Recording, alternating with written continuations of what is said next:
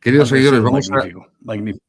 vamos a hacer una recomendación bibliográfica. En cada una de estas conferencias cuaresmales voy a recomendar 3 obras sobre nuestro Señor Jesucristo, por supuesto, clásicas, o sea, clásicas, no vayan a buscar esto en la sección de novedades, porque lo clásico no es lo viejo. Lo clásico y lo antiguo es lo que no pasa de moda. Lo viejo es lo que pasa de moda y por eso los libros muchas veces de las novedades, cuando no es la reedición de clásicos o no son autores que realmente están consagrados, pues son autores de moda y la moda es lo que pasa de moda. Cuando yo era seminarista estaba de moda El Padre Canta la Mesa, hace ya pues el año 2002-2003, cuando yo entré al seminario de Toledo, estaba de moda El Padre Canta la Mesa y de aquí a unos añitos nadie se va a acordar del Padre Canta la Mesa, con todos mis respetos, ¿qué quieren que les diga? Así que se lo puede poner en pantalla nuestro realizador, vamos a hacer una recomendación. Esta es por el Padre Moore,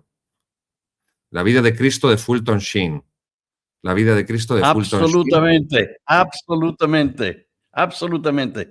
Cada cristiano debería tener ese libro junto a su Biblia. Fantástico, fantástico. Es que no lo he dicho, queridos seguidores, pero cuando la Iglesia Católica era la Iglesia Católica y no el circo sinodal, ecuménico, feminista, ecologista, cuando éramos la Iglesia Católica, había una costumbre muy sana, una tradición muy sana, y era que durante el tiempo de la Cuaresma, en los seminarios, en los monasterios y también unos cuantos seglares, aprovechaban durante el tiempo de Cuaresma para leer lo que se llamaba una vida de Jesús o una vida de Cristo. Y por eso una serie de grandes autores, pues probablemente durante unos 70 años, 70, 80 años, fueron escribiendo vidas de Jesucristo, que normalmente son pues una narración en la que se reúne los datos de los 4 evangelios y se expone en una sola obra, pues una especie de sinopsis, de panorámica, de visión unitaria, toda la vida de Jesucristo contextualizada, su doctrina, sus palabras contextualizadas. Y en el caso de Fulton Sheen, este es un clásico, se sigue reeditando la editorial Herder, y eso significa que se vende y por lo tanto que se lee, porque aparte de que Fulton Sheen, y bueno, porque le voy a decir yo aquí de Fulton Sheen, casi que mejor que hable el Padre Moore de Fulton Sheen, yo solamente puedo decir que la traducción a español esto es una reedición, o sea, son reediciones simplemente de la primera traducción, que es de los años 50, 60, si no recuerdo mal, cuando se hizo a español la primera. Está muy bien traducido del inglés, porque el lenguaje y la forma expresiva de Fulton Sheen es sumamente elegante, sumamente culta, pero también sumamente asequible a cualquier persona sin necesidad de que tenga un nivel cultural desproporcionado, extraordinario, fuera de lo común, para nada, para nada. Cualquier persona, por muy básica educación, formación que tenga y por muy básicos conocimientos que tenga de la fe, puede leer esta vida de Cristo, como dice el Padre Moore, no una vez, sino que hay que releerla porque realmente es deliciosa. Padre Moore, si quieres decir tú algo más. Yo usaba todos los años en Nueva York daba yo una clase para convertidos, ¿sí? Mínimo 13, la clase más pequeña eran 13 en la parroquia, 13 y un año 18. Protestantes, judíos, una vez un musulmán y otras veces ateos o gente con nada de religión. Usábamos el catecismo de la Iglesia Católica. Yo hubiera usado este catecismo, el actual, pero no existía, ¿verdad? Y la vida de Cristo, la vida de Cristo. Y eran jóvenes que venían a esos cursos, este curso, y luego en Pascua se bautizaban todos. No había ninguno que dijo que no. Fulton Sheen tenía un don fantástico de tomar las ideas más complejas, filosóficamente y teológicamente hablando, y masticarlo él y dártelo la idea en una forma tan entendible que no te costó nada. Él hizo el trabajo. Él hizo el trabajo y comunicaba ideas complejas con una facilidad. Y lo bello también de esto es cuando alguien habla de alguien que ama, es diferente cómo se expresa. ¿Eh? Y Fulton Sheen amaba a Jesucristo. No estaba hablando solamente de un hombre que vivió hace 2000 años, que fundó una iglesia, que dio esas leyes. No, habló de un hombre que era su mejor amigo, el amor de su vida. Y este es contagioso. Cuando escuchas a alguien de verdad con este celo y amor a Cristo, quieres conseguir lo mismo.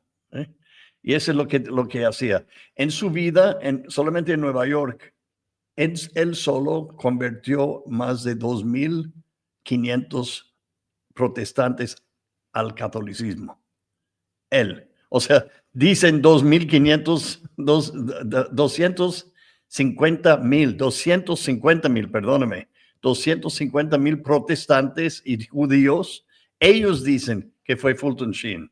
No lo dice Fulton Sheen, lo dicen ellos. Y sobre todo para la causa de su canonización, con mucho gusto dieron testimonios fantásticos. Era muy curioso también que decían en los bares, en las cantinas de Nueva York, on the East Side, había barrios muy famosos, sobre todo de irlandeses.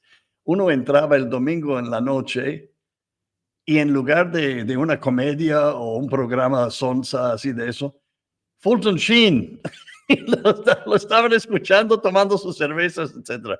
Tenía un pegue magnífico.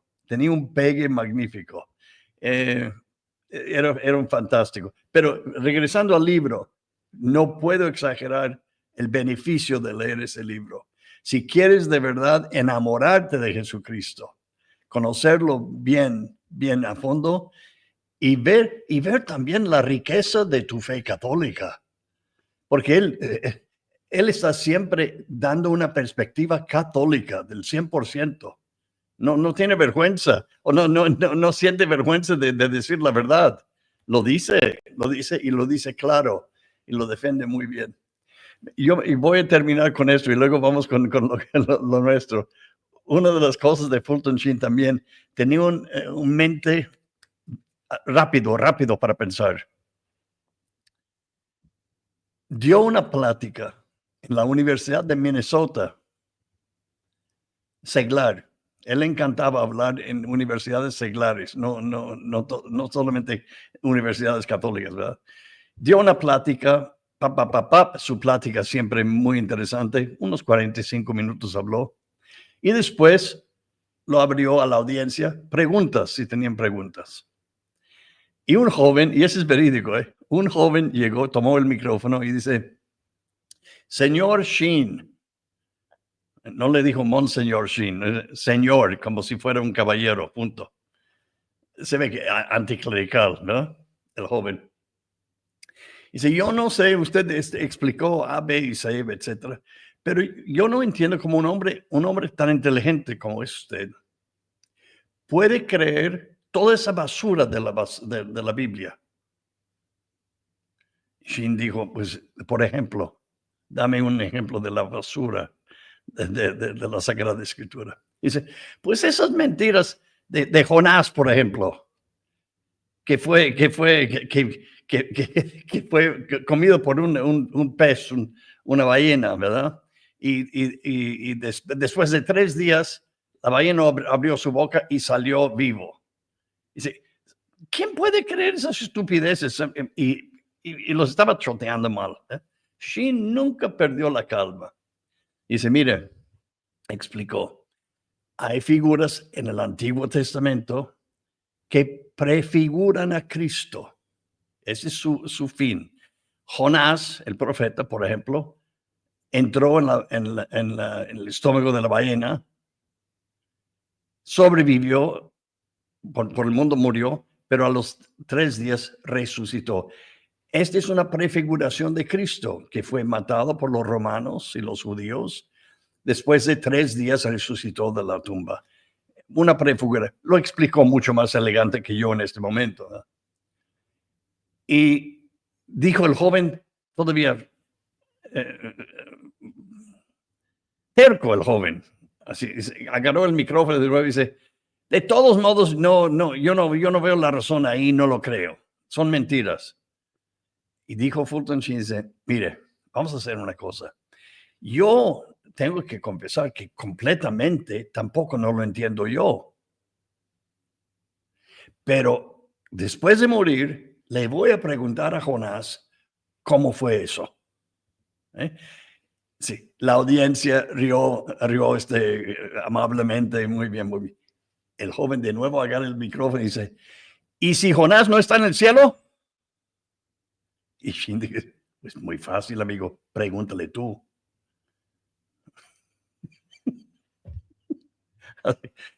Este humor que tenía, picardía que tenía, era fantástico. Hay un libro del humor de Fulton Sheen, solamente de su humor y sus batutas, sus chistes, etc. Pero siempre era para ganar, nunca era feo, nunca era insultante, siempre era ganar a través del humor al prójimo que estaba preguntando. Por eso digo, el sentido de humor, y tú lo tienes, Padre Gabriel, tú tienes un sentido de humor fantástico, lo tienes. Esto atrae mucho a la gente, sobre todo los que no creen, que han perdido la esperanza, la fe, el amor.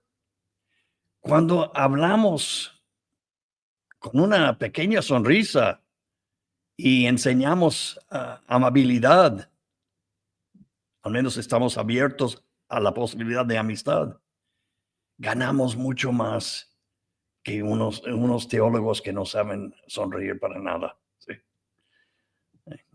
Ganamos mucho más con nuestra simpatía. Como Cristo ganó muchas almas sin hablar mucho.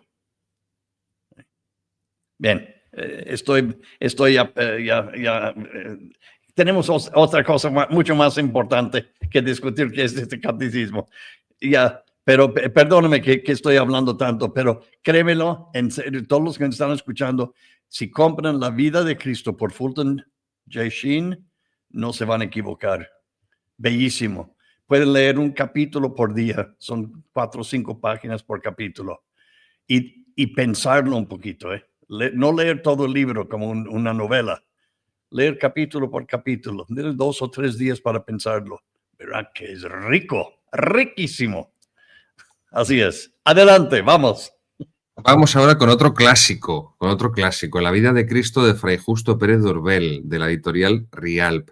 Fray Justo Pérez de Urbel fue el primer abad benedictino del Valle de los Caídos y era un historiador, era un intelectual de primera categoría y aparte que era lo más importante, un hombre de Dios, y tiene unas obras magníficas, tiene un año cristiano que es una joya, es maravilloso, lo podrán encontrar en páginas de segunda mano, de anticuario, porque lleva descatalogado, pues por lo menos 70 años llevará descatalogado, pero se sigue publicando, se sigue reeditando la editorial Rialp, esta vida de Cristo de Fray Justo Pérez de Urbel, que es realmente un clásico y que yo también, el padre Moore les ha aconsejado esta obra de Fulton Sheen y yo les aconsejo por mi parte esta otra de Fray Justo, que vendría a ser un poco la versión hispana de la de Fulton Sheen. Lo que pasa es que evidentemente, aunque Fray Justo escribe de una manera bellísima y elegante y enseguida notas que es un hombre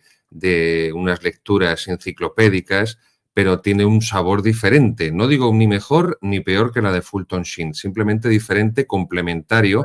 Y también, como dice el padre Moore, perfectamente es una obra, porque me gusta mucho esto que acaba de decir el padre Moore. Estas vidas de Cristo no son una novela de Julio Verne, no son una novela de Agatha Christie, ni siquiera podríamos decir que son una obra, una novela de Dostoyevsky, que son mucho más profundas y que son realmente novelas en las que hay que meditar.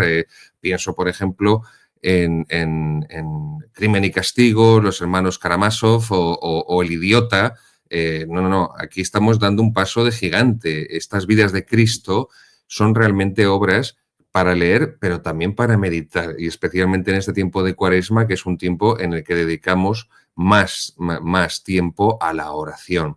Así que aquí les dejo también esta segunda obra, otro clásico. Y aprovecho para decirles una cosa. Hace poco salía una noticia del Vaticano que el amigo Trucho ha sacado un documento, una nota, no sé qué puñeta sería, hablando sobre las obras de María Valtorta, ¿no? Recordando que las obras de María Valtorta pues no tienen nada de sobrenatural. No voy a entrar ahí, queridos amigos. Yo les puedo decir que hace, no sé, 10 años, 8, 10, 12, un amigo mío me regaló las obras de María Valtorta, esos 10, 11 volúmenes del poema El hombre Dios, o algo así, creo que se llama. El Evangelio como me ha sido revelado. Eso es, el Evangelio como me ha sido revelado.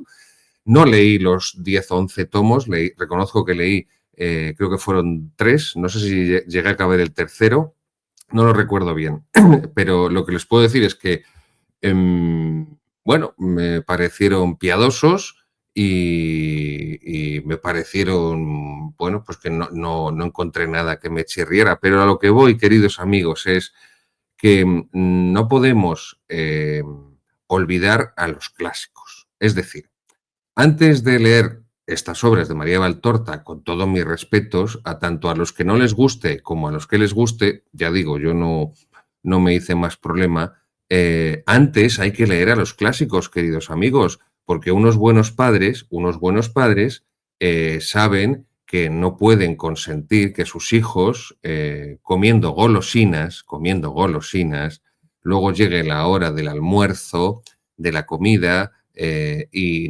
no tengan mucho apetito, no tengan mucho hambre a la hora del almuerzo porque han estado comiendo golosinas justo antes de ese almuerzo, de esa comida, y no estén bien alimentados. Lo que le digo es que antes de tener una serie de lecturas que, entiéndanme bien, que no quiero que nadie se siente ofendido, que creo que son secundarias, porque estas otras son obras consagradas de autores que son grandes teólogos, que son grandes biblistas. Fulton Sheen era doctor en teología, doctor en filosofía. Fray Justo era una autoridad intelectual de primera categoría, que son hombres, como decía el padre Moore, profundamente enamorados de nuestro Señor Jesucristo, grandísimos literatos también. Entonces, antes que ir primero a esas obras, insisto, que no entro en si estos escritos de María Valtorta son o no son de Dios. Ahí no, el diario de Sor Faustina, la Divina Misericordia en mi alma, yo lo he leído, si no recuerdo mal, en 3 ocasiones, lo he leído completo y es un libro grueso. Bueno, pues reconozco que tiene cosas que son realmente, pues, ¿cómo decirlo?, que alimentan el alma, pero que antes hay que ir a los clásicos. Fray Luis de Granada decía que había que comer ya pan con corteza. Pan con corteza. Estamos en el tiempo de la posmodernidad, padre Moore, donde hasta el pan de molde ya viene hasta sin corteza, ¿no? No sea que a alguno le siente mal la corteza y se haga daño en los dientes. Bueno, pues hay que tomar alimento sólido. Y el alimento sólido es a estos grandes autores clásicos, porque ellos son los que nos ayudan a comprender mejor la palabra de Dios, los evangelios. Y ahora vamos ya con este tercer y último libro que recomiendo en esta primera conferencia cuaresmal. Comprender las Escrituras, de Scott Hahn. Comprender las Escrituras, curso completo para el estudio de la Biblia. De Scott Hahn. Comprender las Escrituras, curso completo para el estudio de la Biblia. Está en las plataformas y está en cualquier librería, lo pueden pedir. Es un libro relativamente actual. Es un curso completo sobre la Sagrada Biblia explicada con la doctrina católica. Esto lo he dicho en otras ocasiones. Vivimos un proceso de protestantización de la Iglesia Católica. El protestantismo se fundamenta en el libre examen de la palabra de Dios. Las parroquias en muchos lugares católicos se ofrecen cursos de Biblia, donde la gente empieza a leer la Biblia siguiendo pues un manual o lo que se le ocurra al sacerdote de turno, dependiendo de este autor o de otro, de un libro o de otro libro, las teorías que tenga cada biblista, que son las que transmite ese sacerdote. Si es un buen biblista en el que se basa, bien, y si es un mal biblista, pues mal vamos. y que la gente lea la palabra de Dios y, claro, luego saca sus conclusiones es decir, no se puede leer la Sagrada Escritura sin tener una previa formación católica. Ninguna persona se le ocurriría estudiar, imagínense, arquitectura si no sabe sumar, restar, multiplicar y dividir. Es así de sencillo, queridos míos. Pues no se puede uno lanzar a leer la palabra de Dios como el que se va a lanzar a la piscina cuando hace calor en verano si no tiene previamente bien asentados los fundamentos de la fe católica, porque además, y esto el padre Moore, que tiene mucha más experiencia que yo, lo podrá también confirmar, muchas de las preguntas, de dudas que tienen las personas acerca de la palabra de Dios, acerca de la Sagrada Escritura, acerca de los Evangelios, de las cartas de San Pablo, del Apocalipsis, son dudas porque desconocen la doctrina católica, Entonces, les recomiendo especialmente este libro, Comprender las Escrituras, de Scott Hahn, un gran biblista norteamericano, curso completo para el estudio de la Biblia. Aquí va explicando los distintos libros de la Biblia, introduce literalmente citas del Catecismo de Juan Pablo II, citas, textos de otros papas, de los santos padres, de la patrística, y va haciendo esa lectura seleccionados los párrafos, los capítulos de los distintos libros de la Biblia, desde el Antiguo Testamento hasta el Apocalipsis, y va explicándote pues todo lo que la palabra de Dios significa e implica. Por ejemplo, capítulo 1 y 2 del Génesis, cuando narra la creación, pues ahí te explica con la doctrina católica qué es el matrimonio. ¿Qué es el matrimonio? Cuando estás leyendo cómo Dios creó a Adán y Eva. ¿Qué es el matrimonio?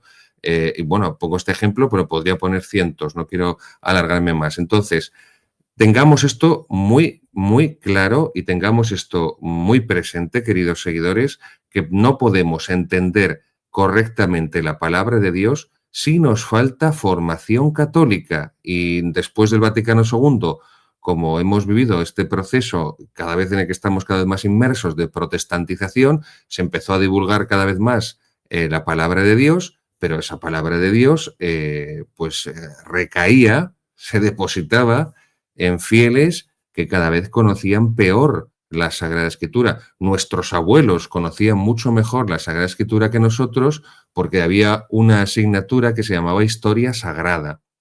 Historia Sagrada. Entonces, no habían leído nuestros abuelos el Antiguo Testamento, y si me apuran, y por ser un poco provocador lo diré, ni tampoco les hacía ninguna falta, y en cambio conocían perfectamente la historia de los grandes personajes del Antiguo Testamento, y por eso Hollywood, en Yanquilandia, podía hacer películas del Antiguo Testamento, de Moisés, de Sansón, de otros personajes, de José, y la gente iba al cine masivamente a verlas porque conocía la historia bíblica del Antiguo Testamento. Entonces, me llama mucho la atención porque es una paradoja. Con la misa nueva, cuanto más se supone que se lee la palabra de Dios, que se lee mucho más, tiene mucho más lecturas la palabra de Dios en la misa nueva que en la misa tradicional, pues cuanto más se lee la palabra de Dios en la misa nueva, menos conoce la gente la palabra de Dios y menos conoce la gente la Escritura.